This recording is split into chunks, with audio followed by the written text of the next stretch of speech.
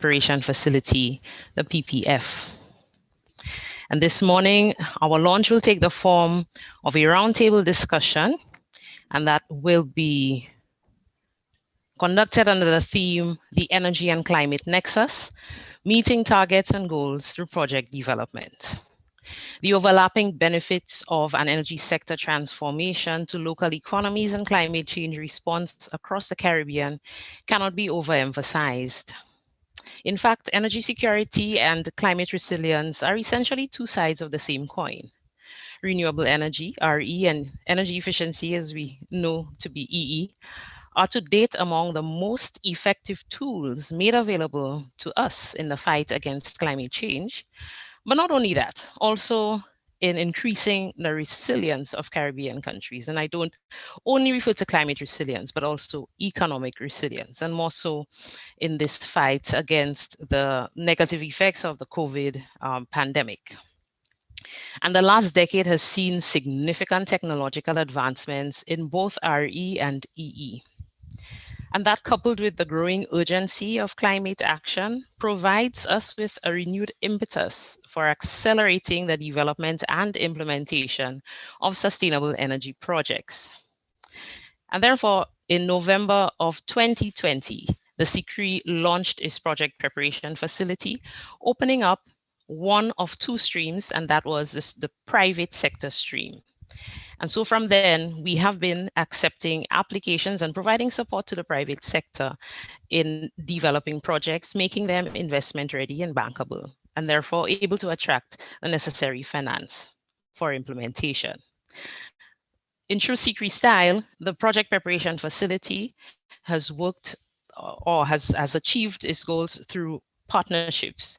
And through our November launch, 2020, the CCRI PPF signed its very first cooperation agreement with the CARICOM Development Fund, allowing us to work very closely with the Credit Risk Abatement Facility, affectionately known as the CRAF. The CCRI recognizes its other partnerships, and in particular, I'll single out its partnership with Get Invest, GIZ, and PFAN, UNIDO, in providing support to the private sector. I must also mention the continuous support of the TAPSEC program provided directly to the project preparation facility. And with that, I invite you to enjoy this session. And the session will essentially take the form, as I mentioned, of this panel discussion, which will be moderated. And in between, you will be able to enjoy some very short video animations that can summarize what the CCRI offers and basically some of the discussions that we will have today. So without further ado, I invite to deliver welcome and opening remarks, Mr. Joseph Cox, the Assistant Secretary General of the CARICOM Secretariat. Over to you, ASG Cox. Thank you very much. Thank you very much for that. Morning, ladies and gentlemen. Dr. Gary Jackson, Executive Director of the CCRI, Ms. Francine Barron, CEO of the Climate Resilience Execution Agency for Dominica, Mr. Clement Williams, General Manager of the St. Kitts Electricity Company, Ms. Francine Blackman, Permanent Secretary, Ministry of Energy, Small Business and Entrepreneurship at Barbados, Dr. Kira Paul, Permanent Secretary, Ministry of the Blue and Green Economy, Agriculture and National Food Security in Dominica, Ms. Lisa Valmon, Permanent Secretary, Ministry of Tourism, International Transport and Maritime Initiatives, Dominica, Dr. Devon Gardner, Head of the Energy Unit at the CARICOM Secretariat, Joseph Williams, Coordinator for Renewable Energy and Energy Efficiency at the CDB, other senior energy officials from member states and regional institutions, members of academia, civil society organizations, and other non-state actors, members of the International Development Partner Community, members of the media, distinguished ladies and gentlemen, all a pleasant good morning. Now, normally when we're doing these things, we jump right into the presentations, but I want to spend just a few moments, if you'll indulge me, to point out to the audience here that the CCRI, and remind us all that the CCRI is a unique yet critical regional organization established by regional governments to enable the region's efforts towards desired energy transformation. the economic and ecological advantages of which are well known. The decree is, of course, is pleased to partner with several international development organizations to provide leadership at the level of the executive board and its technical committees. These partners also provide needed technical assistance and financial support to advance efforts to achieve the strategic objectives of the organization and, by extension, the energy revolution.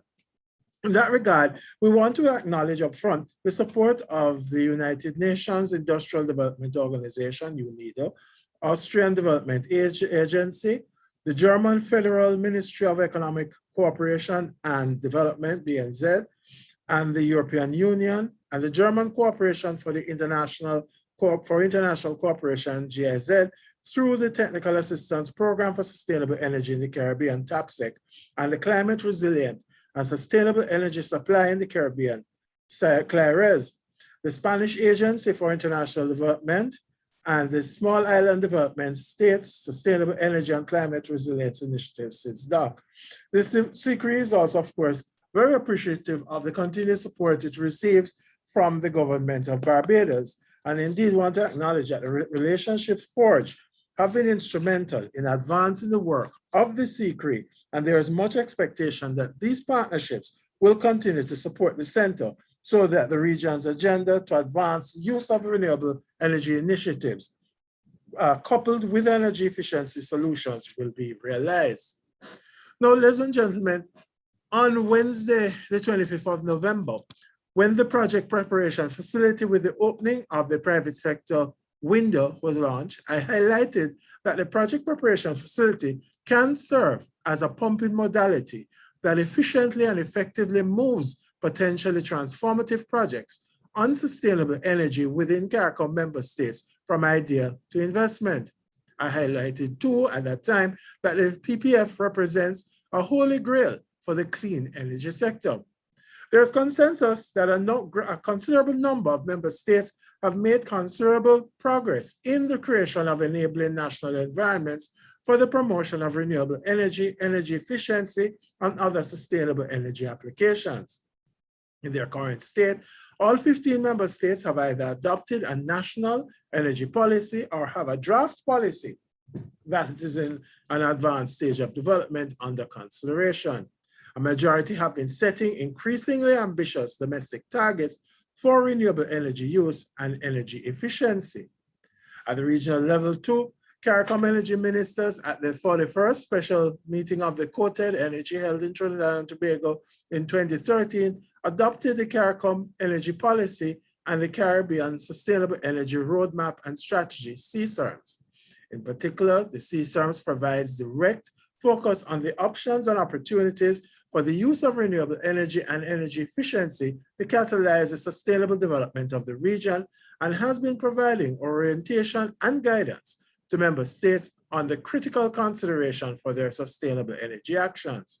There's agreement too that a significant number of policies are on the one hand becoming outdated as a multiplicity of disruptions from climate to technology to finance are outpacing the revisions that are necessary for policy considerations to reflect the innovations that are changing what customers want from their energy systems.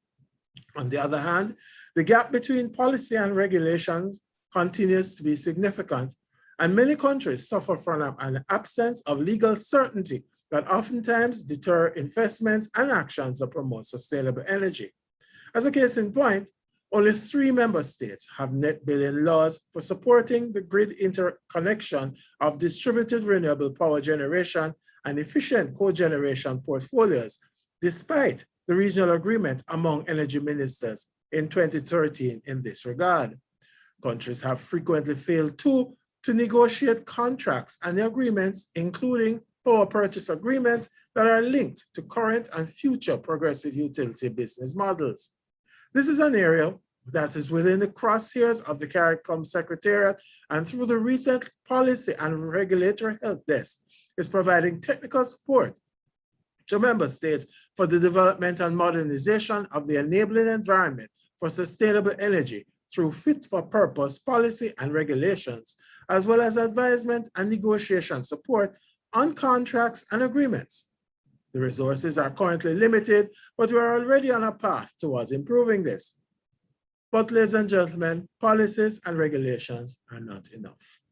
The evidence is that though necessary, the implementation of policy commitments is not sufficient and have not transformed into real investments or created a vibrant market and industrial sector for sustainable energy in a significant way.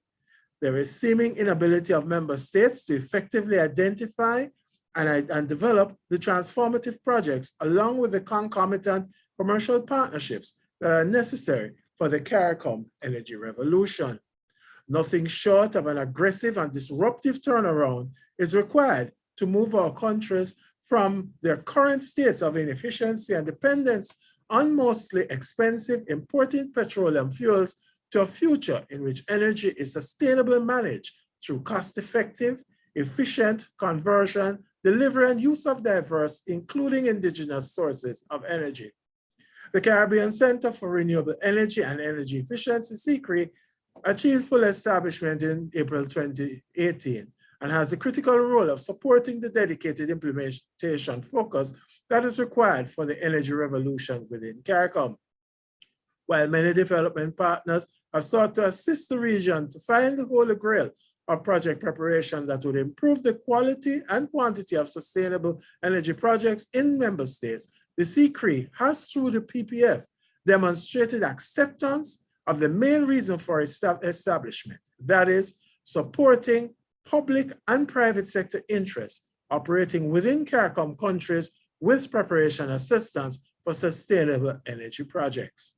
To be successful, the project preparation facility should support activities along the entire spectrum of the project development value chain, from the ideation to financial closure. Accordingly, the PPF is being designed to include project design, pre-feasibility and feasibility studies, environmental, social, and other impact studies, risk assessments, identification of project level and related indicators, advisory services and/or other services to the commercial structure for projects. Without massive investments, upwards of $20 billion US, the CARICOM energy revolution and the achievement of our respective sustainable development goals, especially for economic growth and social improvements, will remain out of reach. The PPF, through its support of both public and private sector actors, has an important role to play. Neither the private nor public sectors can do it alone. Through its actions, the PPF will need to focus heavily on the commercial structures for projects that allow public resources to be used in a catalytic way to attract and leverage sufficient private investments. Ladies and gentlemen, it is clear that we in the region are ripe for investments and that in the energy sector, and the environment is propitious and welcoming.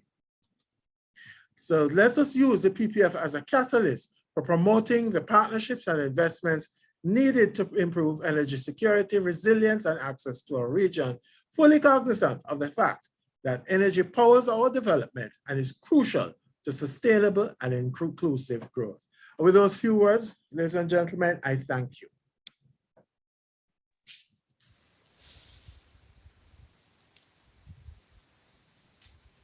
Thank you very much, ASG Cox.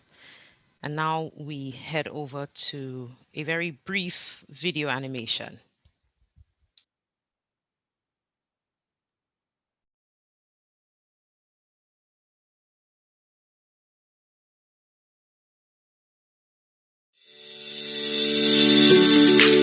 Burning fossil fuels for energy production and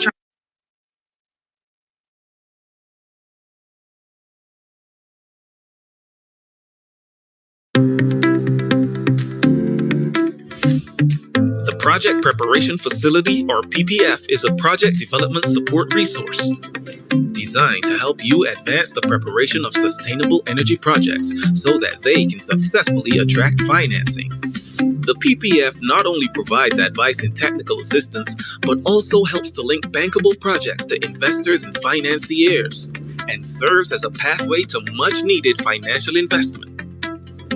If you are a project owner, private sector developer, part of an NGO or similar enterprise seeking to advance a sustainable energy project in the CARICOM member states, then you may qualify for support.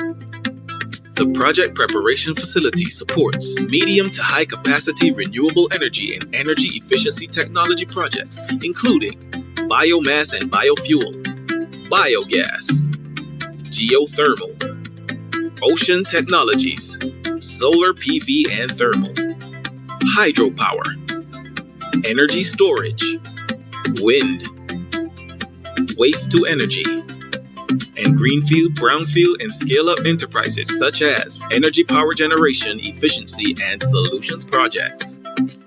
For more information on project preparation facility support, visit www.ccreee.org/ppf.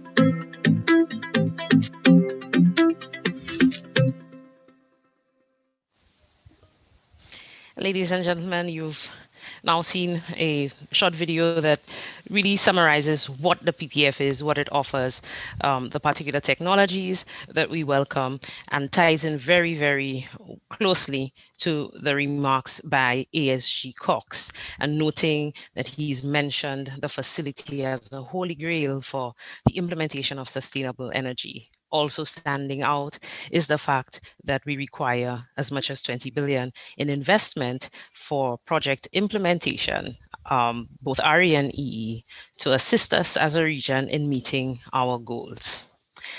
Next up, I would love to introduce our moderator for today.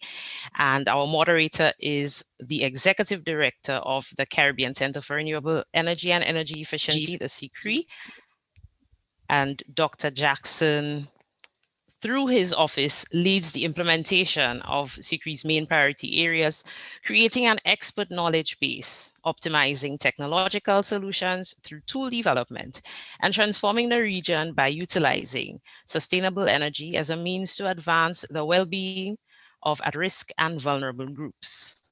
And I know Dr. Jackson is no stranger to this landscape, as he was appointed to the post of Executive Director in October of 2018. He holds a Doctor of Philosophy degree in Mechanical Engineering and an MSc in Project Management, both from the University of Birmingham, United Kingdom. He also holds a BSc in Mechanical Engineering from the University of the West Indies, St. Augustine campus. Dr. Jackson, among many other things, is a registered engineer in Jamaica, a member of the Association of Energy Engineers, a certified energy manager, and a member of the Society of Automotive Engineers. And right before we bring on Dr. Jackson, I invite you once again to view a very brief video that would give us some insights on the panel discussion.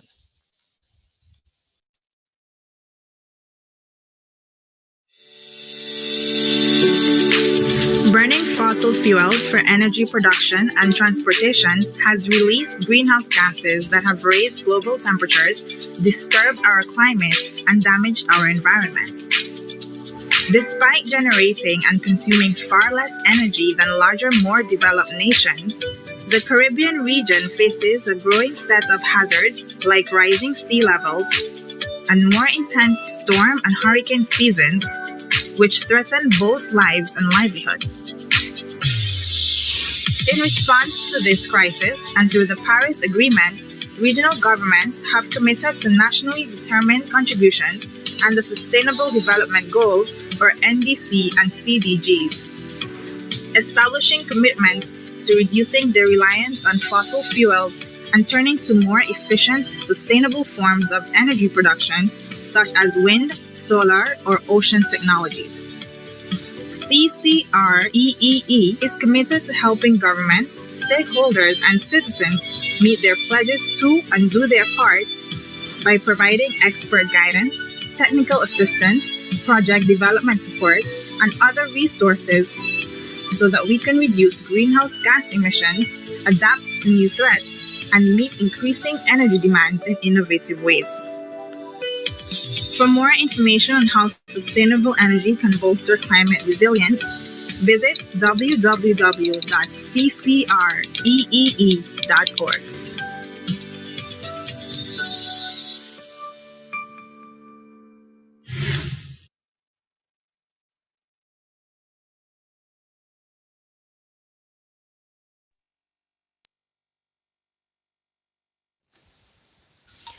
We now welcome Dr. Jackson to moderate and begin the roundtable discussion. Thank you very much, Charlene. Good morning, all. I would like to first thank you for being here. It is indeed a pleasure to have you here with us this morning. This is a very important part or time in our lives as we transition to a new and better tomorrow. First, I'd like to introduce our distinguished panel. First, I'd like to introduce Mrs. Francine Blackman, Permanent Secretary in Energy Division of the Ministry of Energy, Small Business and Entrepreneurship, and also the chair, proud to say, she's the chair of the SECRE Executive Board. She has responsibility for advancing Barbados' domestic energy aspirations to become 100% renewable or carbon neutral by 2030, as well as to exploit the island's hydrocarbon potential offshore Barbados. Key to driving the renewable energy transformation is the establishment of a conducive environment which encompasses the establishment of the appropriate legislative, regulatory, and market structures. The work includes the development of an integrated resource and resilience plan, the regulatory requirements to advance the exploitation of Barbados wind resources, and electric vehicle strategy to facilitate the transition of the transport sector, and the streaming of licenses regime to encourage more efficient investment in the sector. All of this falls with Mrs. Blackman's remit. Our next distinguished guest I would like to introduce is Mr. Joseph Williams. Let me change that. Mr. Clement Williams, my apologies. Mr. Williams, otherwise known as, we say Clement Williams, but we call him Jomo. So Jomo Williams is an experienced and successful utility industry professional, having worked for nearly 2 decades as an engineer and manager in both the generation and distribution of electricity. In his current role as general manager of St. Kitts Electricity Company Limited, otherwise known as SKELEC, he has been pivotal in helping the transition of the company from a government department to a corporatized entity. Under his leadership, the SKELEC recently broke ground of what is poised to be the largest solar farm in the Caribbean region, signaling the company's commitment to renewable energy generation and its commitment to change and innovation. In 2019, Williams joined the CARET Board of Directors as one of the newest and youngest members of the board. Next, I would like to introduce Mr. Joseph Williams. Sorry, I got that wrong again. My apologies. Ms. Francine Barron. Ms. Francine Barron was born in Roseau, Dominica, a lawyer by training. Ms. Barron is currently the CEO of the Climate Resilience Execution Agency of Dominica, otherwise known as CREED. As the CEO, she is tasked, among other things, with supporting the implementation of Dominica's Climate Resilience Recovery Plan, the achievement of resilience targets, and delivery of major capital projects.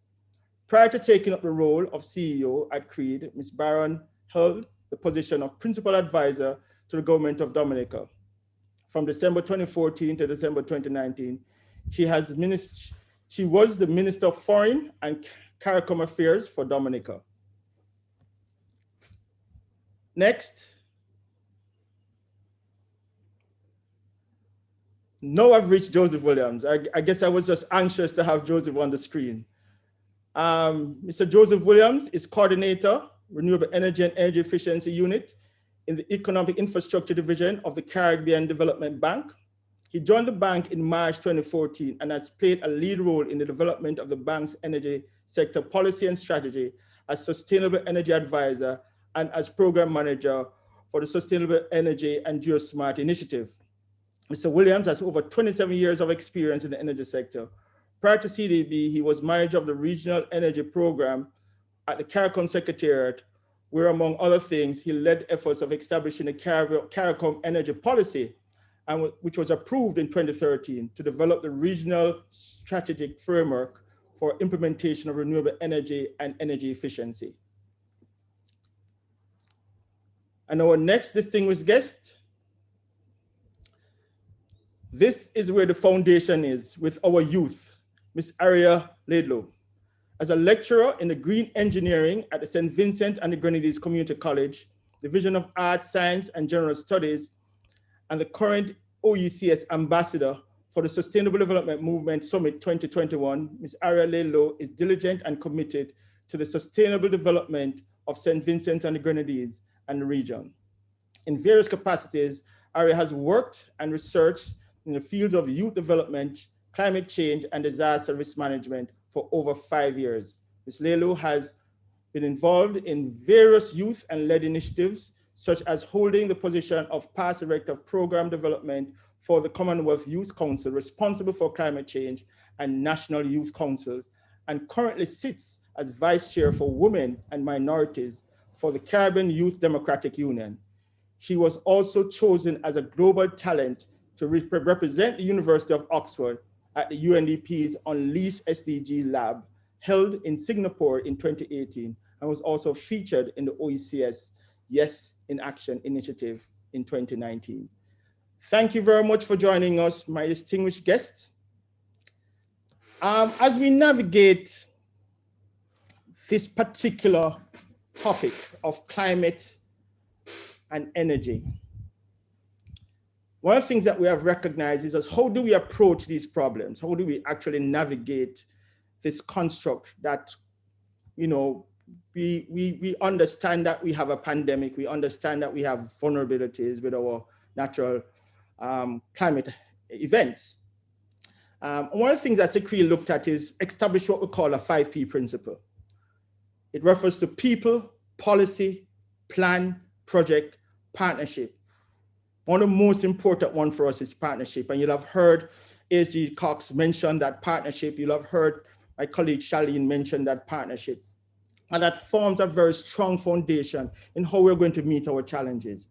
Energy, economics, and the environment, the 3 E's, and how these intersect with each other for our survival. You know, our ability to harness what is indigenous to us is very critical as we look to lessen our dependency on fossil fuel.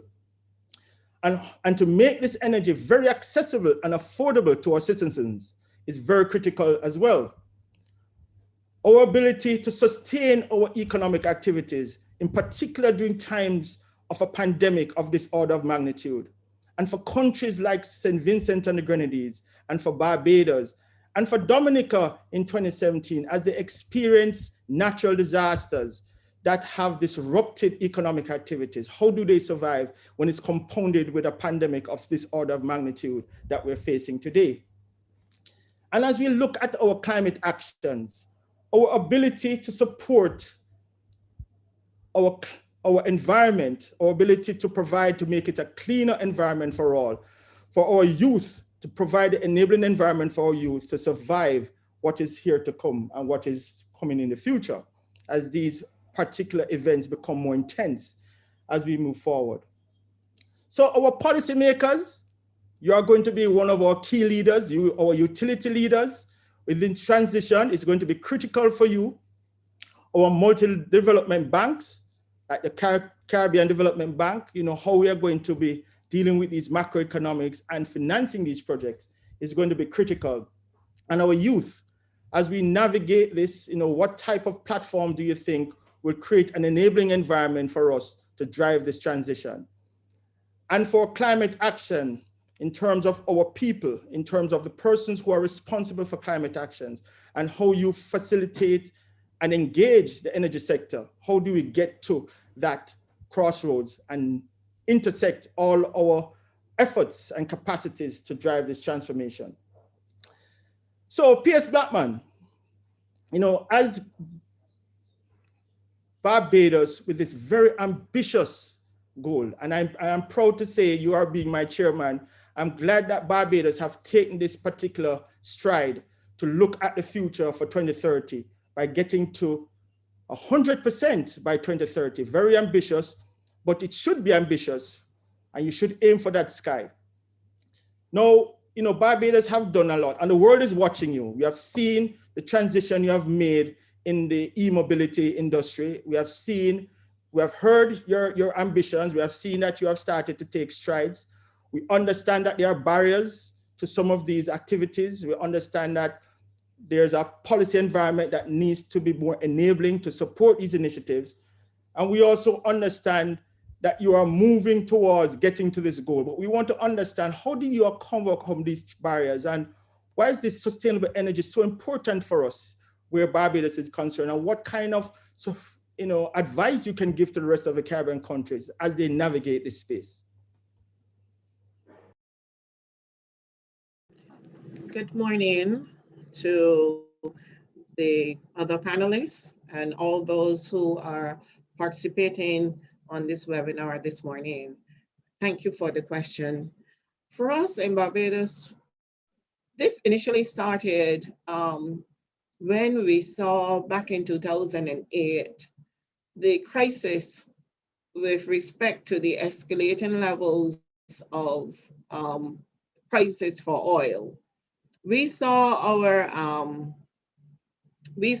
initially the island for a while have been using renewable thermal energy because we have a 40-year experience, over 40 years experience in using solar hot water, the solar to heat water.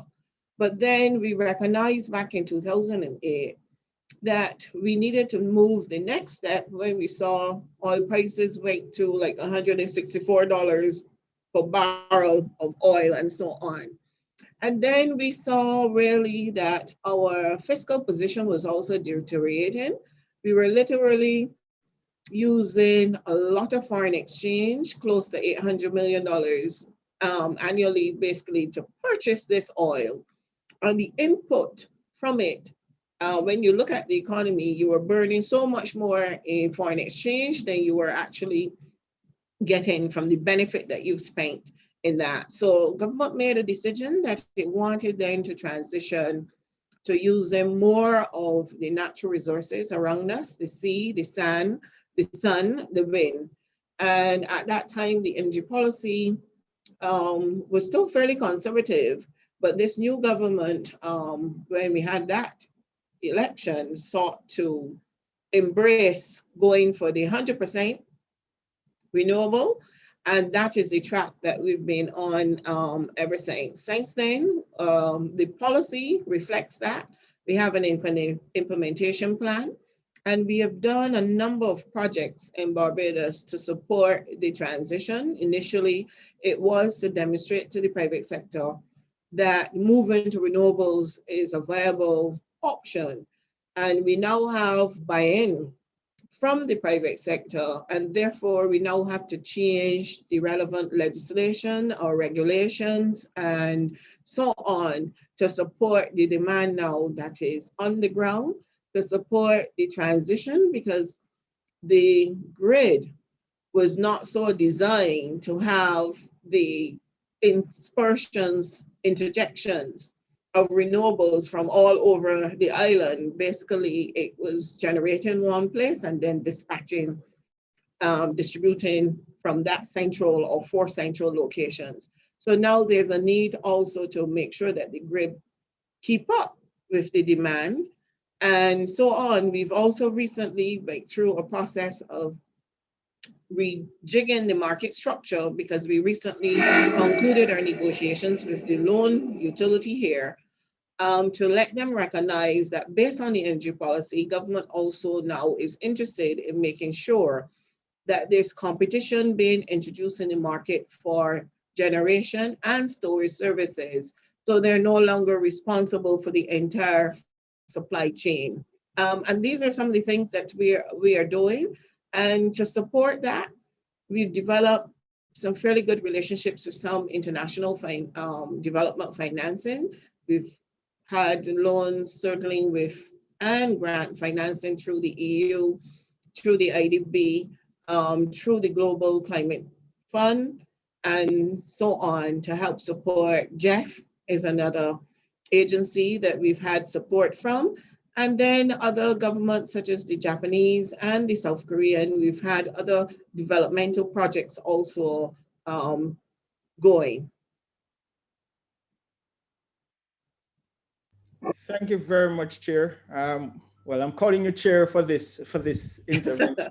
Okay. So thank you very much for your intervention. And importantly, I noticed you have mentioned a few of the P's that we have spoken about: policy reform. You also spoke about regulatory reform, understanding the role of the players. You mentioned the utility and the work that you will have to do with them to look at how you want to actually have more access for that distributed generation to support your access and affordability to the rest Correct. of the Barbadian, and also the partnerships that you had to forge to create this environment to move things forward and to ensure that you can have sustainability within that framework. So I'd like to thank you very much for that intervention. And of course, let me say, I didn't want to omit the CDB, who certainly resides here too in Barbados, but they are also part of the partnership that we are trying to build out. Thank you very much. I was just going to go to Joseph on that matter. But before I do that, and I must apologize to you, PS, and also to our distinguished panelists and our guests, the Minister of Energy, Honorable Kerry Simmons, was supposed to be here, but he had a very important matter with the opening of Parliament that he had to participate in. So I just want to send our apologies on behalf of the Secretary on that matter. So that's why he's not here this morning. But I know PS Blackman is representing Barbados in this way, in a very good way. So we are very happy. And she's our chair, so we're happy to have her here this morning. So Joseph, as we navigate, this pandemic has obviously put a strain on a lot of things that we had envisioned for our countries. The tourism sector, we have seen the contraction. We have seen even the contraction in our demand. We have seen the utilities kind of trying to navigate this new phenomenon of how this pandemic is affecting the livelihoods of persons who would have needed affordability to pay for electricity.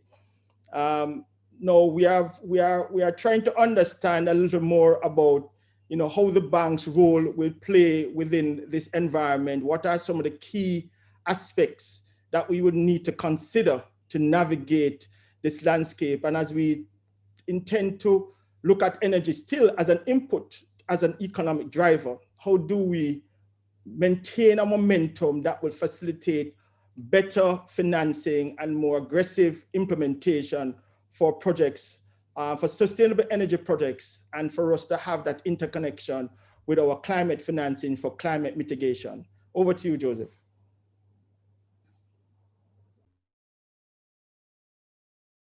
Unmute.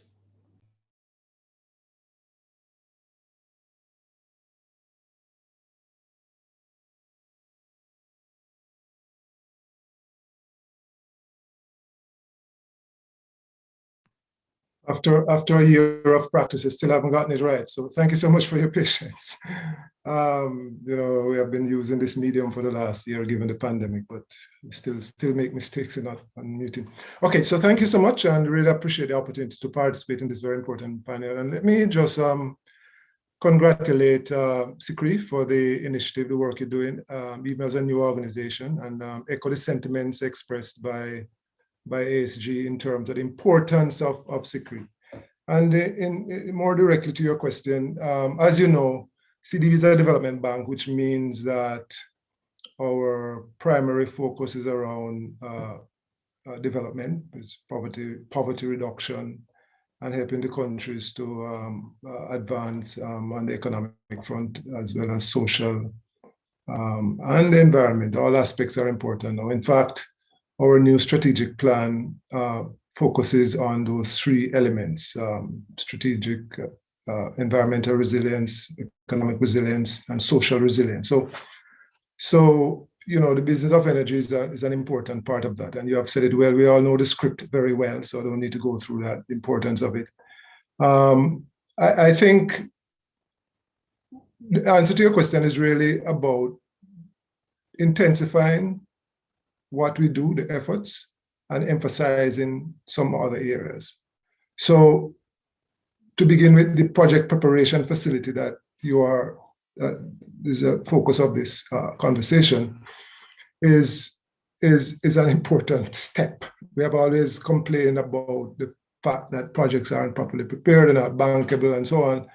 And so it's difficult to finance. And the way to think about financing is no different from, I mean, for renewable energy or in the development space is no different from a commercial bank, in the sense that ultimately the project must be able to repay the loan, right? Basically, the bank need to be repaid, and you want to ask all the questions that will give you comfort that that income stream, the cash flow is going to be there, and so on. But more important, but also equally important, I've found that for large projects, it's important to pay attention to the environmental and social dimension. That's critical for the bank. We cannot, all projects must function, operate, be developed, be implemented in a manner that does no harm or is minimized in terms of the environment and the social dimension. So those are things I think that have not been sufficiently addressed over time. So as we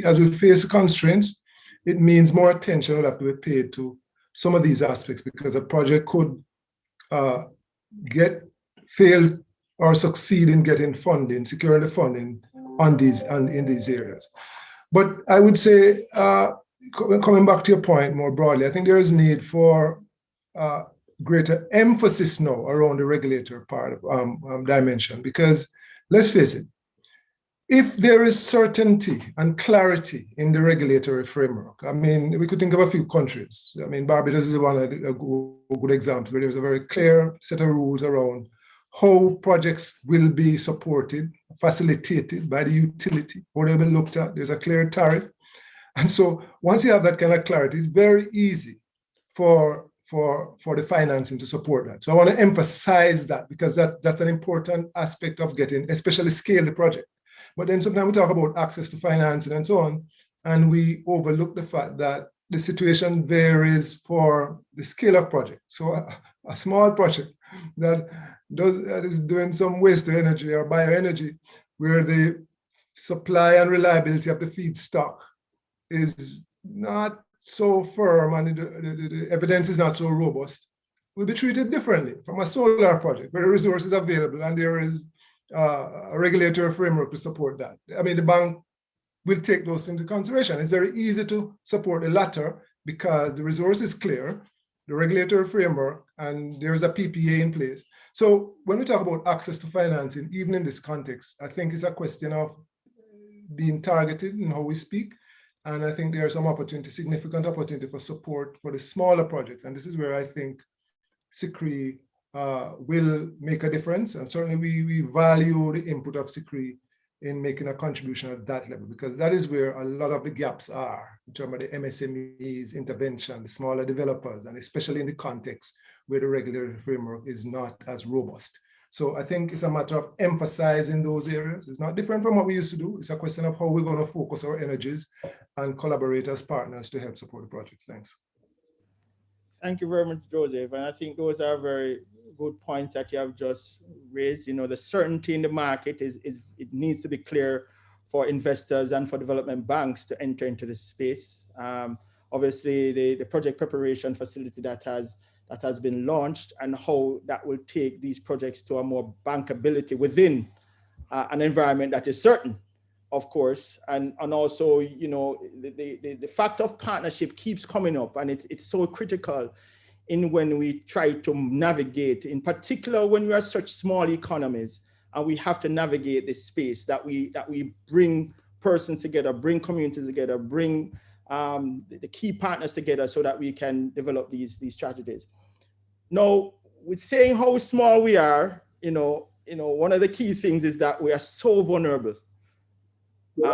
Baron, your 2017 experience has really shaken up Dominica to kind of rethink, reshape, and reimagine what the future of Dominica looks like, and how that future can be replicated in other islands as they try to get to a more resilient and sustainable pathway going forward. We have seen what happened in St. Vincent and the Grenadines with the eruption of a volcano and the impact that it not only had on St. Vincent, but also its neighboring countries. And the effect of that has really, is a telling story as to what it is that we will need to do to transform our energy sector that we know is a critical input for our economic. You know, how do we transform that, and what are the elements of this climate resilience that we need to consider, and how that can be replicated in other countries? You know, your experience will be well needed and shared here this morning. So over to you, ma'am. Thank you very much, Dr. Jackson, and all protocols being observed. Good morning to everyone. And I want to say thank you to SICRI for inviting Dominica to be part of this important discussion. You raised the important question of how do we look at building our resilience, having regard to the extreme vulnerability of our islands. And in Dominica's case, and specifically in relation to the area of energy, we have developed a climate resilience and recovery plan, and we have identified 20 targets that we want to achieve by 2030. So one of those targets is becoming carbon neutral through 100% domestic renewable energy production and an increase in our protected forest areas to 67% of our landmass. Now, we have already begun the journey to transition from imported fossil fuels to a more sustainable mix of national renewable energy sources. The national context of the energy economy in Dominica is similar to that of many small island developing states. We have a high dependence on imported fossil fuels, in our case, above 90%. And a small percentage of energy services provided from national energy resources in the form of hydropower. There is uneven access to energy services for citizens, government, and enterprises, and unaffordably high retail prices to customers for energy services. In addition to this, as you highlighted, our region is highly vulnerable, particularly to extreme weather events such as hurricanes. We had our experience in 2017. We have the Bahamas who had the experience in 2018. And we don't know what this season will bring. We face limited institutional capacity, leadership, collaboration, and cooperation in the energy services sector. And high energy costs are exacerbated by the volatility of energy commodity prices on international markets. We heard from PS out of Barbados that was one of the factors which caused them to want to transition to 100% renewable. So this translates to a serious burden on the country that suppresses economic growth and contributes to energy poverty. We have developed an energy policy for Dominica, and 5 primary policy objectives are addressed. In particular, increasing access to modern energy services that are safe, affordable, and reliable for all citizens. The provision of energy services for stimulating environmental, social, and economic development. Managing energy-related environmental health and safety impacts. Enhancing resilience through diversity and distributed energy services. And improving governance in the energy economy. I think there can be no doubt that increased sustainability due to continuous improvements in energy efficiency and greater utilization of domestic renewable energy resources will benefit our citizens and boost the economic future and overall resilience of Dominica to external shocks. From a practical standpoint, I want to highlight where Dominica is and some of what we are working on. Currently, our production for hydro is 28.5% with a capacity of 17.7%. And Hurricane Maria, production was as high as 48% with a capacity of 24.8%. We are currently pursuing the development of a geothermal plant that we expect in the first instance will provide production of approximately 55 to 60%.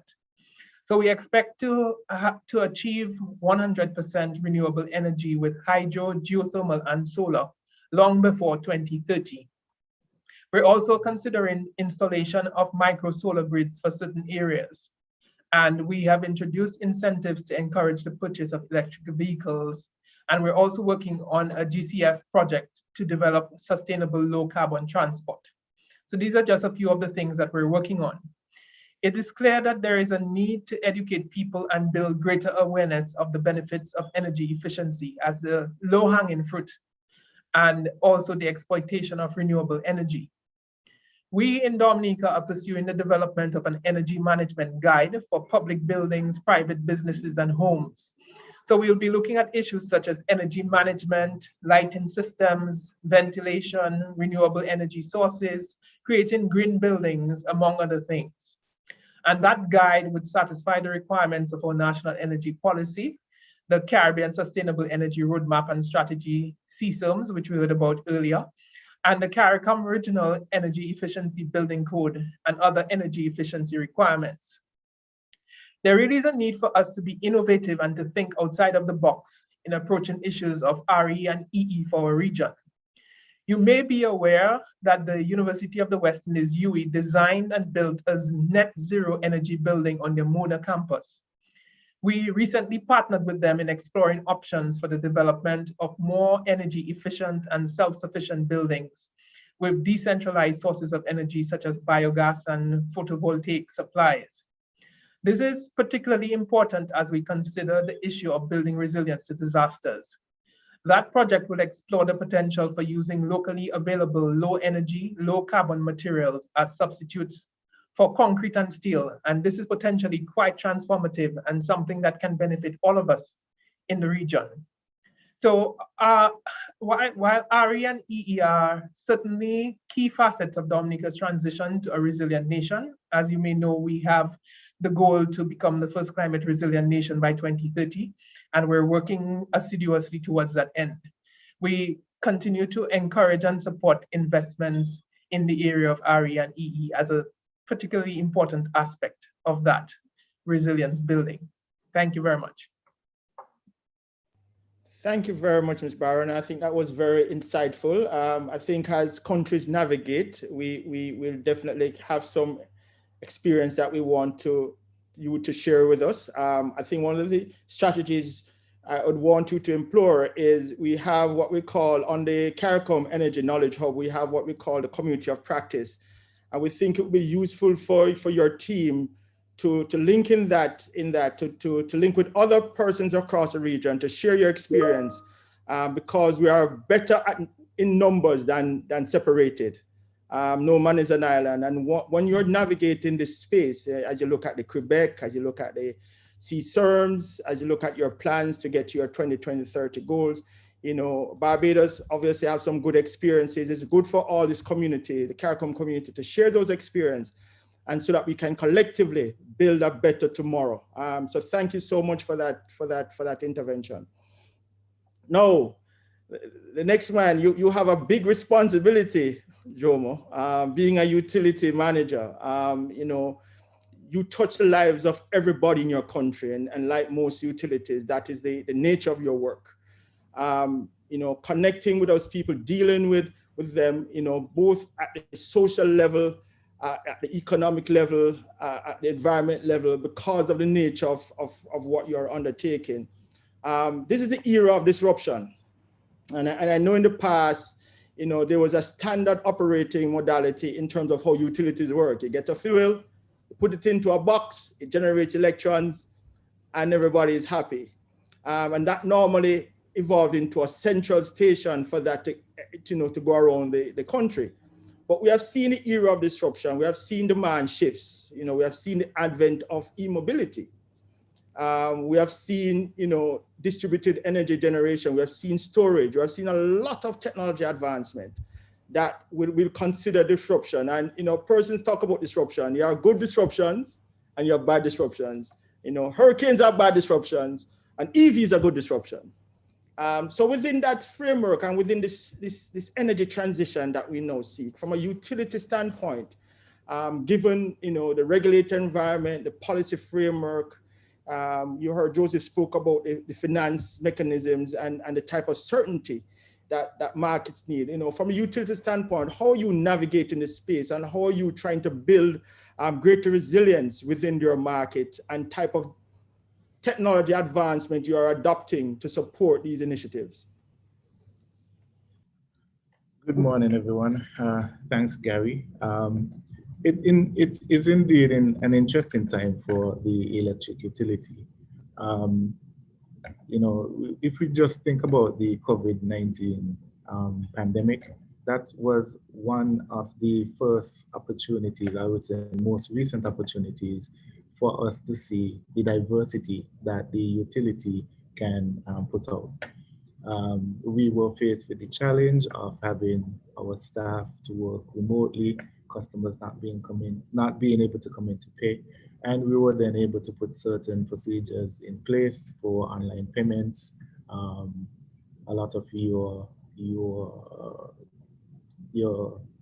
processes, the normal processes that we would take some time to come into the utility to proceed. We put a lot of those functions online and made them more automated instead of more, you know, paper-based or manual. So the utility is faced with always having to make that transition. You spoke earlier about fossil fuel. Fossil fuel definitely is, prices are low right now and on the rise very shortly. And again, being in a pandemic, that has put the utility in a place where we again have to try to adjust to meet the needs and demands. Electricity is no longer a commodity, it's a necessity. Everybody requires electricity to produce whatever it is from whatever different field. Now, us here in St. Kitts, being a tourism-driven economy, we now have to look at more ways to keep that the energy demand on a high. For us here in St. Kitts, you mentioned earlier the 30 megawatt solar farm. So that is one of the first stages of decentralization, where instead of moving from the traditional thermal energy, we're increasing our RE portfolio with that solar farm. That has given us the opportunity to increase our capacity, our in-house capacity. We've sent a number of our staff on training, and we've not only seen benefits in the long run, but immediately right now, our staff is currently doing a retrofit of an existing solar farm using all in-house capacity. So that I would say are some of the benefits that we can see coming out of this shift from the traditional thermal into more RE and electrical efficiency.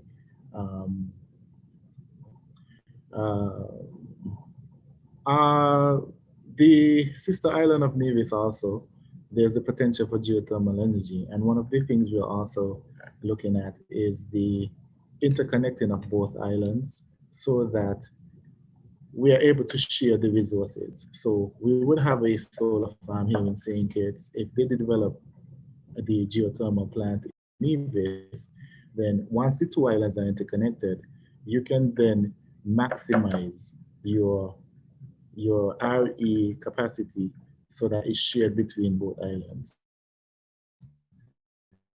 That will lead to again more in-house capacity. Joseph at CDB is very instrumental in the planning and designing of that. And this is where it comes back to the whole PPF that SICRI has implemented. So in the near future, I can definitely see that the entire process will. Hello? Oh, yes. Sorry. So in closing, I can say that definitely the utility has been making the necessary steps so that we can weather the storm that is ahead of us.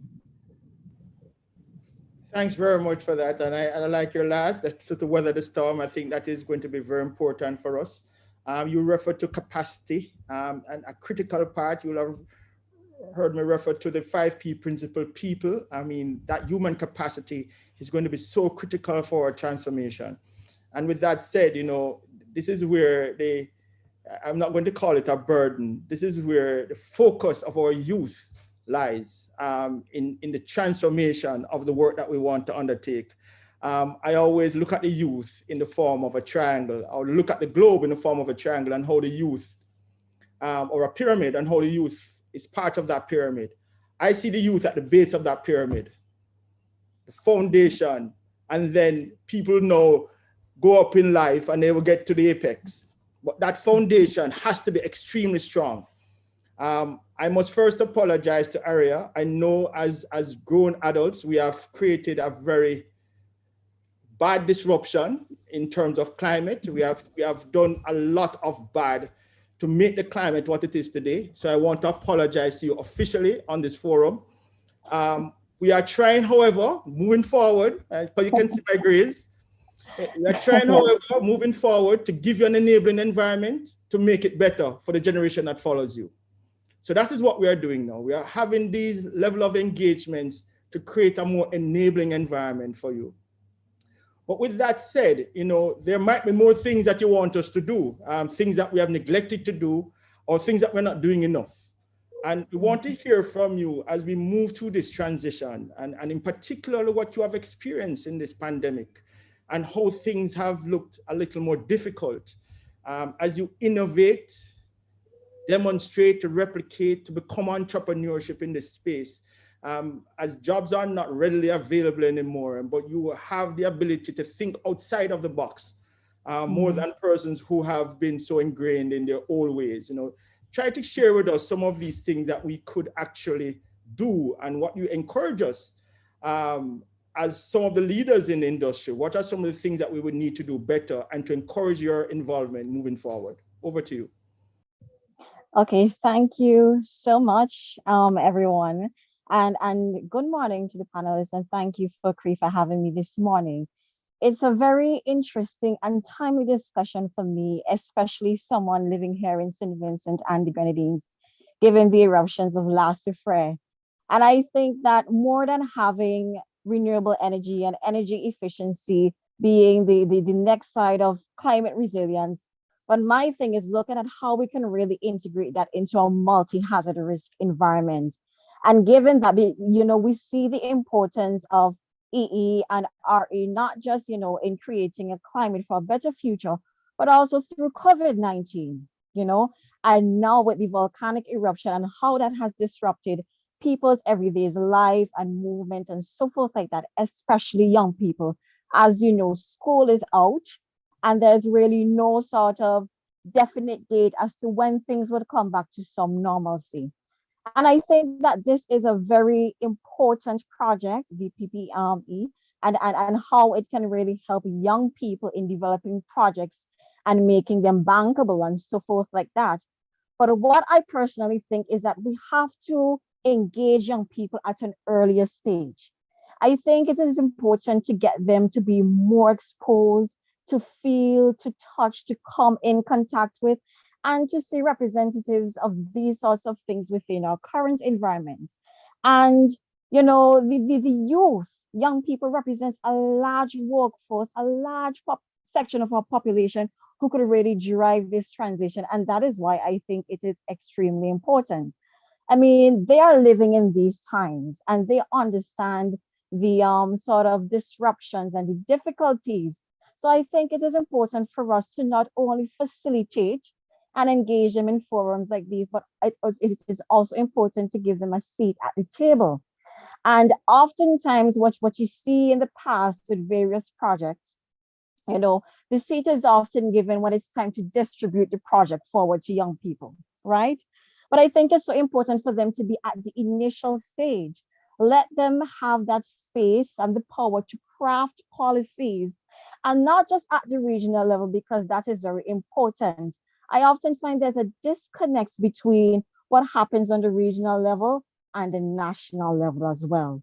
So not just only be given that seat at the table at the regional level, but at the national level, be able to craft policies, be able to craft communication concepts of this, because one of the things that we need to realize, young people like things to be communicated to them in a way that is interesting, in a way that seems that, renewable energy and EE is integrated into their everyday life. It is important for them to see it at that light and not just a sort of separate entity. I think that is very important. And let me give you an example.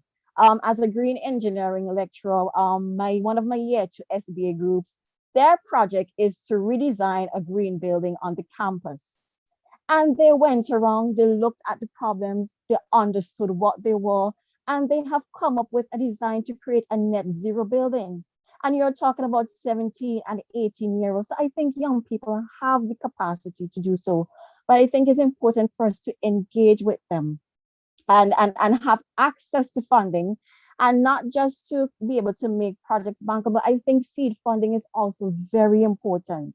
My bio give a brief snippet of the fact that I went to the Unleash Lab in Singapore, but this was a very important event because after creating a sort of project on the spot based on one of the SDGs, successful groups were able to pitch that project to investors, and they were given access to funding to develop the project even further. So I think more opportunities for young people to engage and participate in these sorts of things is also extremely important. Thank you very much, Ari. I think you have hit the nail on the head, and I think that point about integrating the youth in the work that we're undertaking, instead of going through a process and then telling them this is what we want you to do, but let them be a part of the decision-making environment. And what the type of communication, very critical, and I like that type of communication, and what is communicating and how that is communicating them, and on the environment, the communication platform that they are using. Yes. We are also party to that communication platform, because I know the youth kind of communicate different, well, definitely different from me, but it's to understand the language and what it is that they like the platforms that they like to interact on.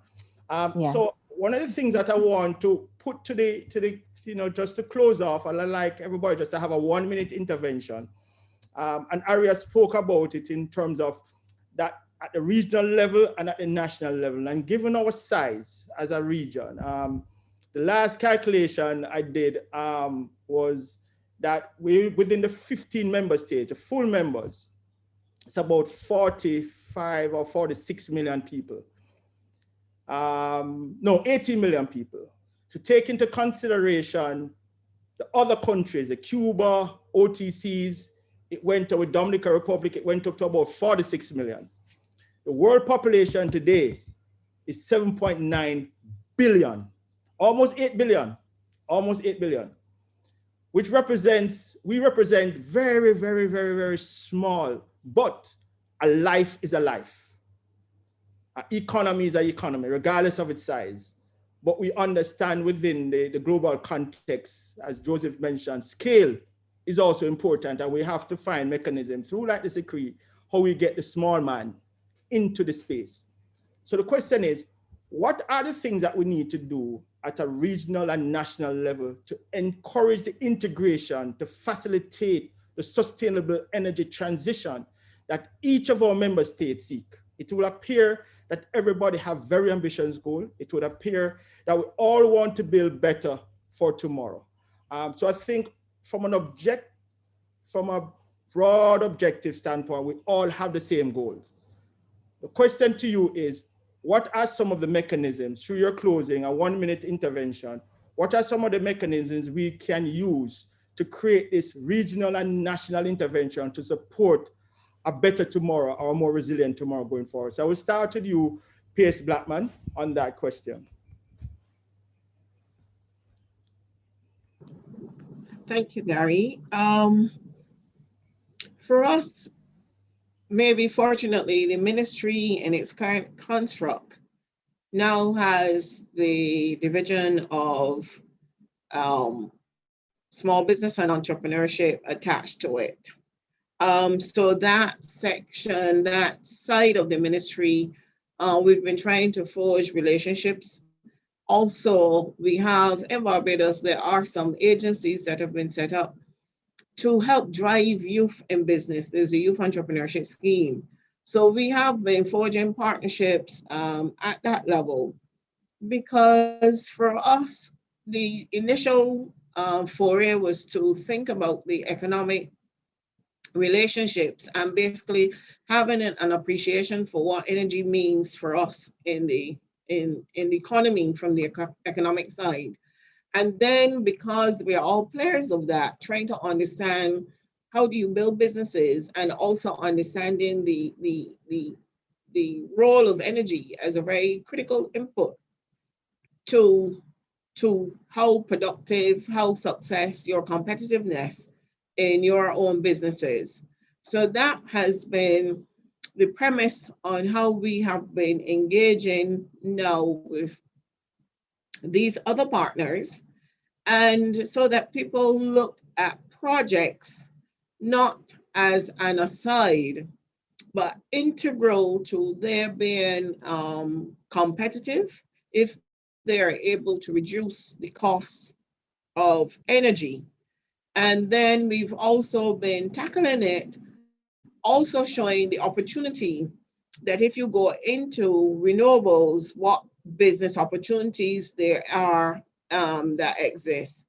And we believe then that if we are also able to plug into agencies such as SICRE to partner with us to be part of that, the hub that you are building out, that then you can have young entrepreneurs here in Barbados linking with others across the region as they build out their capacity to explore business opportunities, to explore ways in which they can partner together. So I believe that as these vehicles and instruments then are built out, it provides more of a greater opportunity for people to engage then virtually as we work through the issues of the COVID-19 pandemic, be able to expand because growing a business in a market of 384,000 people, which is really our size, is not sufficient for sustainability.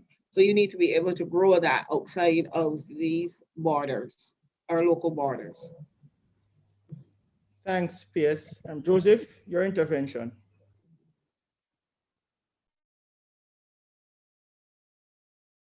Thanks, Gary, and thanks for the question. So I think we need to keep the message strong and continuous in terms of the benefits. We talk about the climate benefits and the resilience, as you know, but remember for us as small states, the macroeconomic benefits, expanding the participation in the energy through the MSMEs and even the private systems is very important, because you really is about economic empowerment, but really down to employment benefits and so on. And then the whole question of doing business, economic competitiveness, to the extent that we can stabilize costs over time or reduce costs. So I think the big message has to be kept frontal and in the minds of everybody. I think there are some easy wins. The government, public sector, it's very easy, I think, for them to take decision to transform the public space. So the built facilities, there is nothing that stops government from moving ahead full speed. Financing is available to transform their facilities, whether it's fleet, the energy efficiency in building, or the processes in terms of procurement and so on. I mean, that's very clear, that's easy. For the private sector, I think there shouldn't, I mean, when you think about how long we're at this thing, I think right now there shouldn't be a building that is going up that doesn't incorporate solar, because solar is an abundant resource that is here. We have an advantage globally, and the prices are right. So those are decisions that can be taken at different levels within country. But I think one of the things we have to be mindful of, well, let me say this, where government needs to make investment, I think the PPP model needs to be seen as a vehicle, and whatever is necessary in terms of the policy framework, I think need to be put in place so that happens, because for a long time, governments are going to be stretched in terms of budget and fiscal spaces and so on. So let's agree on that one. I mentioned the climate vulnerability thing aspect and the environmental, that has to be a big focus. But the last one I want to mention is the risk of inequity in terms of those who are at the lower end of the income scales not participating. And in that regard, there needs to be greater availability of soft resources. We're looking at that at CDB as we look at our updating our policy and strategy.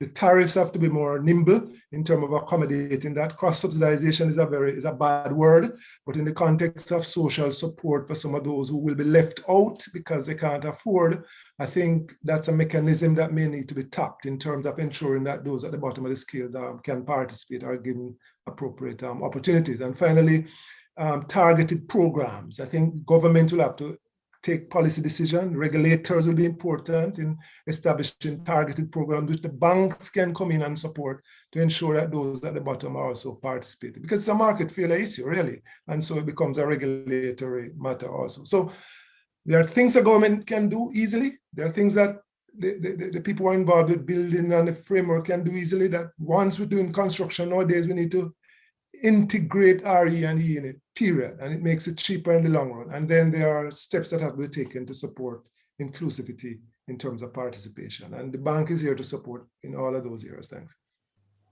Thanks, Joseph. Ms. Barron, your intervention, please. Thank you, Dr. Jackson. Just to focus on the 3 areas, I think education and awareness building is critical. There are many good ideas out there for RE and EE projects. However, translating that into bankable and actionable projects is a challenge. And I think that's where the assistance of the PPF will be invaluable. So that is key. Secondly, the area of capacity building and technology transfer is something that we need to focus on as well. Having the requisite know-how and encouraging more persons to be involved and be aware of what the options are. And the third area is in respect of being able to access affordable finance and to ensure that the necessary incentives are made available for persons. These are exciting areas, but one has to be cognizant of having an enabling environment to encourage development of technologies. Just to make the point that we have to manage the process adequately. Because we are a small economies and small societies, where there is, we have to achieve the correct balance, because if you have persons who are able to afford going off-grid, then that leaves the burden on the few who are most likely the poor and vulnerable to meet the cost of the centralized distribution. So this must be managed in a proper manner to ensure that we see the benefits across the board. So thank you for that. Thank you for the opportunity to participate in this discussion. Thank you very much. And Jomo, your 1 minute intervention. Thank you again, Gary. I think for the utility, it's just a matter of us being able to adjust to the changes that come about through law. SCELEC being a government-owned utility, run as a private institution, provides an additional challenge where we have the overarching responsibility to the people of St. Kitts to provide a reliable and cheap source of energy. And at the same time, we must also be able to adapt to the changes in technology and also implement them accordingly so that the nation does develop. Training, I will again stress on training and capacity building. That is going to be very critical in the transition from more thermal fossil fuel-based to RE technologies, and access to funding. Joseph mentioned it earlier, CDB is always ready to assist where necessary in terms of providing funding for the different studies that have to be done, and even in terms of the actual implementation of the projects. So in closing, I would say the utility just has to continue to be flexible and not break by the pressures that are being put on it by the change in the atmosphere. Thanks for that. And Aria? Yes, thank you. Go ahead. Yes, all the panelists have said a lot, but all I just want to simply say in the end is that it's important for us to mainstream EE and RE. I think this will not only reach young people, but those who are also, on the more vulnerable scale. And just to give you an example, how would a disaster climate and disaster risk financing instrument look, which bundles being able to access insurance to be able to protect your farms against any perils, and also being able to buy solar powered equipment to use on your farm to be able to go completely off grid. I think these are the things that we really need to think about. And also mainstreaming through our educational system, starting from the little bababs come up, as I say, they have to see, they have to interact, they have to touch to be able to trigger that sort of, that sort of innovative spark within them to be able to come up with projects that are scalable and so forth like that. So that's just two things I just want to highlight there. And thank you so much for having me today. Well, thanks to the distinguished panel. I am really appreciative of your interventions. I think this was very good and very insightful. And I hope the participants of this forum was as exciting and learned a lot from what our panelists had to provide us today. So I wanted to say thanks to all our distinguished panel for your interventions. And we hope that we will, through the mechanisms that we have spoken about today, that we will utilize those mechanisms and build new mechanisms to support not only the national landscape of your transition, but the regional landscape of our transition. Together, we can. Thank you so much for your time. And I'll pass on to my distinguished colleagues. Over to you.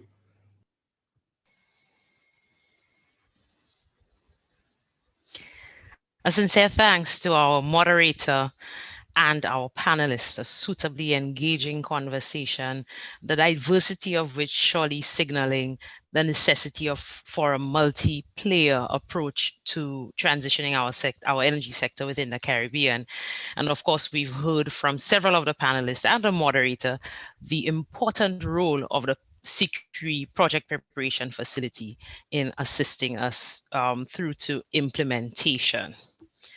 And at this point, I again encourage our attendees, please type in your questions into the chat. We already have some questions which we're going to pass on to the Q&A section. But before we do that, and remember, as the PPF was newly launched in November, and we continue to further develop and tweak the PPF to meet the needs of the Caribbean people, your input is surely appreciated. And so we have only 2 polling questions that will assist us in redefining or tweaking the PPF to suit your needs. So over to you, Galen, as we proceed to the polls, and then we will proceed to the Q&A section, and then we will invite Dr. Gardner for his closing remarks.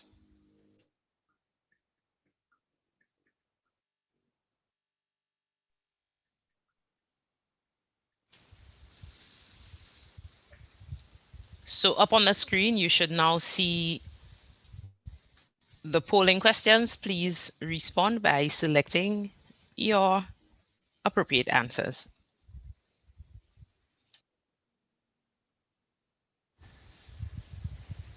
And to assist, question 1, what category of support for sustainable energy project development does your ministry or organization currently require most?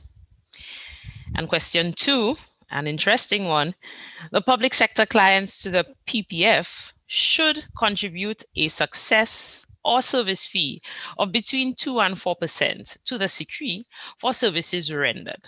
Please state if you strongly agree, disagree, or strongly disagree.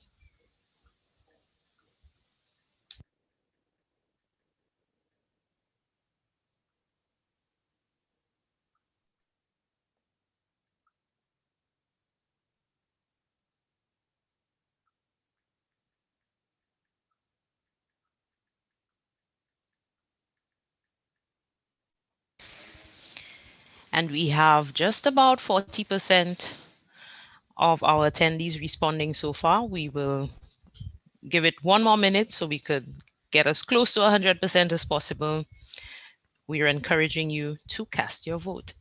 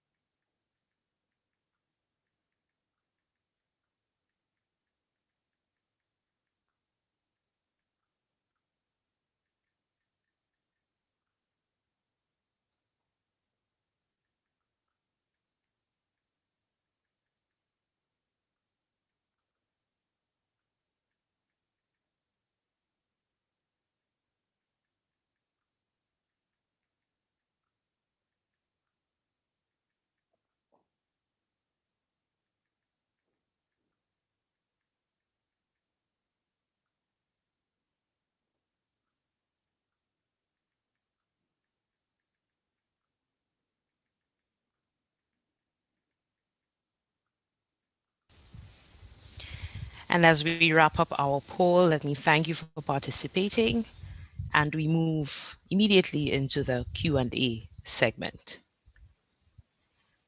Our first question, I believe, goes to P.S. Blackburn. Are there any studies that support the Barbados policy or the notion that solar water heaters have a net positive effect on the public sector expenditure or foreign reserves? P.S. Blackburn?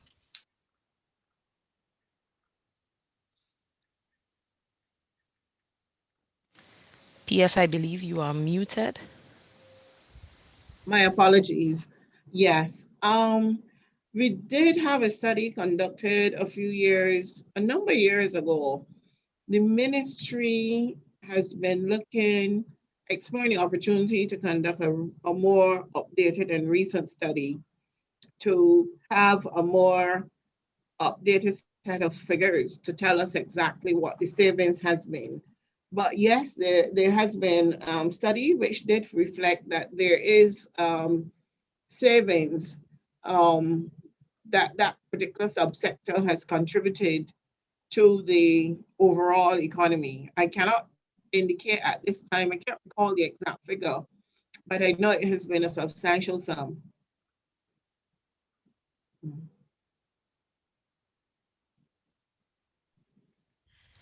Thanks, PS. And the next was not really a question, but rather a comment, which I am happy to share. Confirmation and agreement with ARIA that a seat at the table is important for the youth. Again, signaling the eagerness of the youth to solve problems because the youth enjoy challenges. I certainly remember in my youth enjoying challenges, so that must be true. And therefore joining at the stage where all discussions have been made and projects designed does not leave enough room for input. At that stage, the youth are provided simply with an avenue for feedback. So we take that point and I move to the next question, and I perhaps will pose that question to the moderator or allow the moderator to decide which panelists will respond. And the question is there a way that businesses and customers can calculate the feasibility of the change out of their own energy supply to a more sustainable means? Thanks, Charlene. There is mechanisms of doing that. As a matter of fact, through our Knowledge Hub, which has recently been launched, the CARICOM Energy Knowledge Hub, or Regional Knowledge Hub has been launched. We want to provide information there for you to do that calculation. As a matter of fact, utilities are now doing that for their customers, where you can do a simple calculation as it relates to your payback on some of the interventions you may consider, for example, your lighting or a particular appliance that you want to replace. And more so, one of the things that is being considered moving forward for the region is establishing what we call an integrated utility service models, where your utilities, your electric utilities, that is, will provide you with that information to support you making those changes to achieve savings, and you will have a shared savings with them so that you can have a better sustainable future in that regard. So again, that goes with partnerships that will need to be forged to support that type of initiative. Thanks. Thank you, Dr. Jackson. And this ends the questions and comments that we have. So we will proceed into our very last item. And before that, let me remind you, for more information on the CCRE PPF, please visit www.ccre, that's CCRE.org/PPF. Or you could write to us via email, ppf@ccre.org, for further information. At this point, I am pleased to invite Dr. Devon Gardner, the head of the energy program at CARICOM Secretariat, to deliver our closing remarks. Good morning, moderator. Good morning, ladies and gentlemen. All protocols observed. I have been blessed to have participated in this rich discussion around the PPF, and more importantly, I do hope we all consider ourselves blessed to be within the energy sector actively engaged at this time when we have such a monumental facility as a PPF being rolled out, initiative as a PPF being rolled out.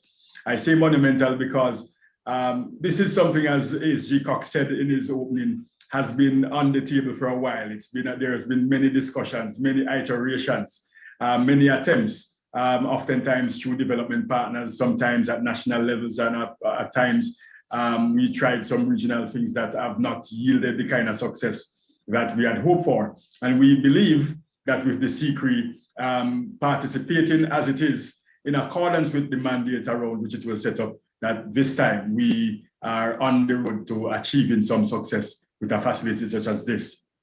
I want to start by reminding us of a few key details, ladies and gentlemen, in this regard. One is, as ASG also pointed out, you're talking about billions, around $20 billion of investment to reach the targets that countries have agreed to at the regional level. And in some instances, countries have even gone ahead and made those targets more ambitious through their own national notions that they have since announced.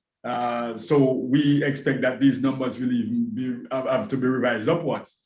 We're talking about situations in which countries have to find as much as 20% of their GDPs to finance those changes or those targets that they have set themselves for the energy transition to happen.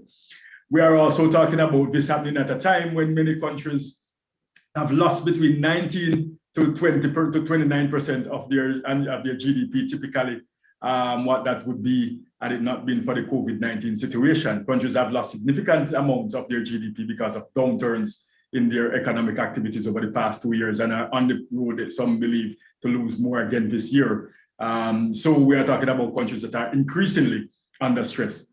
We are talking about situations where some of what we expected in terms of the improvements from the COVID-19 situation have not materialized, because we have seen Jamaica, Trinidad and Tobago, and a few other countries go into new lockdowns because of new waves of infections. We have seen also the infection situation in India, which is diverting a lot of the resources, especially vaccinations, from the region, and that could have significant impact on how quickly our economies could reopen. And so we are talking about investments, significant amount of investments at a time when we know that our countries, the majority of them, do not have the money to invest. And so the project preparation facility is an important tool that is necessary for us to glue what's available in the financial markets out there with what the policy directions and the strategic targets of the countries are.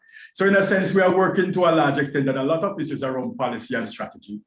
And we know that there are a lot of financial instruments out there, both public financial instruments and private financial instruments at the global level that target sustainable energy. We know of the GCF as one of the main public funds that are there, but there are also other public funds that are in countries capable of supporting investments. In fact, we also know of the public funds too that are in the IFIs, the World Banks, the IDBs, and of course our own CDB.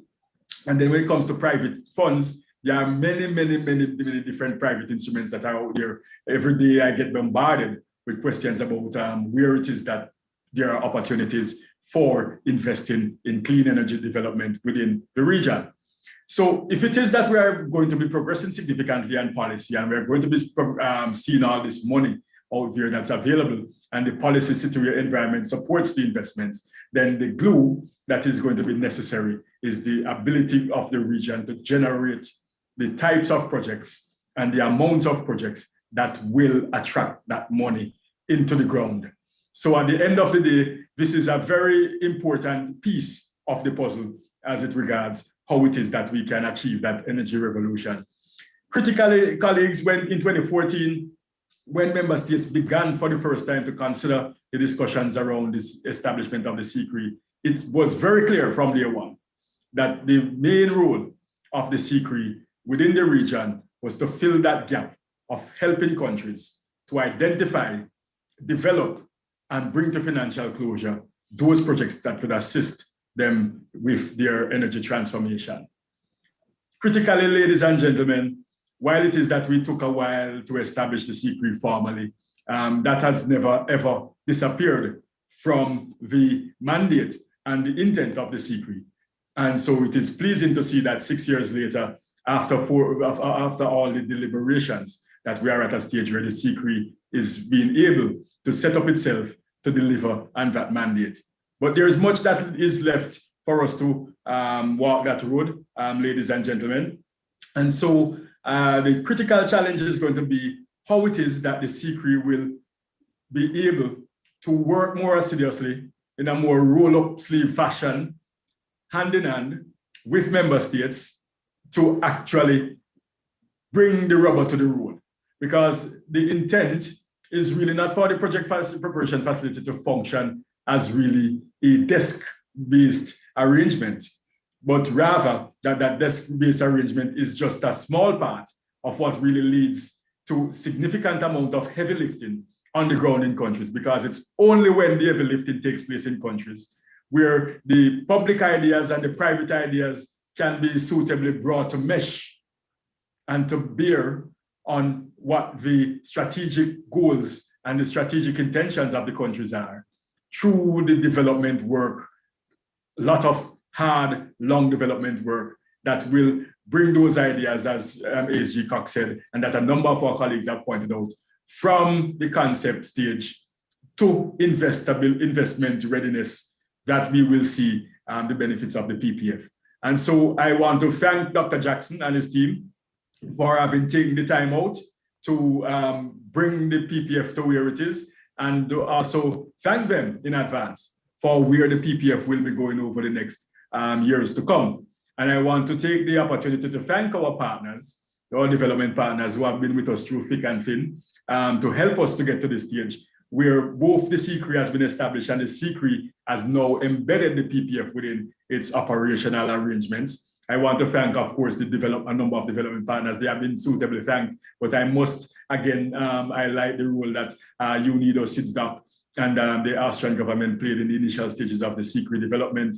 And I must highlight the role that the European Union and the GIZ has played in the development of the PPF this far. And I also expect that within this context, with the work that the CDB is doing in respect to its own investment instruments to support the financing aspect of projects when they are available, and with the role that the Secretariat is doing to continue to improve the state of policy and regulations, and of course planning within the region, with policies, strategies, and plans that shows what the investment pipeline look like, and with monies available in instruments that can finance those pipelines, we think that the PPF is the critical link to making all of this happen. Ladies and gentlemen, I thank you for the time, for the dedicated support, and we expect that you will, of course, seek to find ways through which you can participate in and benefit from the PPF. Naturally, private sector and public sector needs to work closely, not just in respect to the development of projects, but also looking at models through which projects could be jointly owned through increasing PPP arrangement, public-private arrangements, because it is oftentimes when we have those public-private arrangements that we will get the best mix of the investments that are required, as well as the public service obligations being suitably reflected in projects. At the same time, too, we also see critical amounts of opportunities for blending financing from public and private streams. And with the continued support of the CCRE, of private and public sector, it is going to be in a position to see where the best opportunities exist for mixing and matching private and public funds, and for elucidating private and public cooperative arrangements for projects to happen. Ladies and gentlemen, I thank you again and do have a good day. All the best. Thank you, Dr. Gardner. Thank you, Dr. Gardner, for these very strong closing remarks. And I also thank the attendees, our ASG Cox, who delivered our welcome remarks, Dr. Gary Jackson, and our esteemed panelists, and the rest of the secret team working behind the scenes. And as I close, I remind that investment in sustainable energy is a clear winner to boosting our economies. And over to you, Galen, as we show once again a video that summarizes the PPF and its offerings. Thank you so much for joining.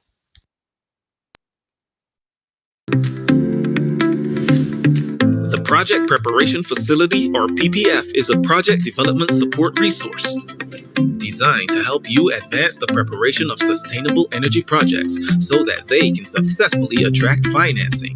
The PPF not only provides advice and technical assistance, but also helps to link bankable projects to investors and financiers, and serves as a pathway to much-needed financial investment. If you are a project owner, private sector developer, part of an NGO or similar enterprise seeking to advance a sustainable energy project in the CARICOM member states, then you may qualify for support. The Project Preparation Facility supports medium to high capacity renewable energy and energy efficiency technology projects, including biomass and biofuel, biogas, geothermal, ocean technologies, solar PV and thermal, hydropower, energy storage, wind, waste to energy, and greenfield, brownfield, and scale-up enterprises such as energy power generation, efficiency, and solutions projects. For more information on project preparation facility support, visit www.ccreee.org/ppf.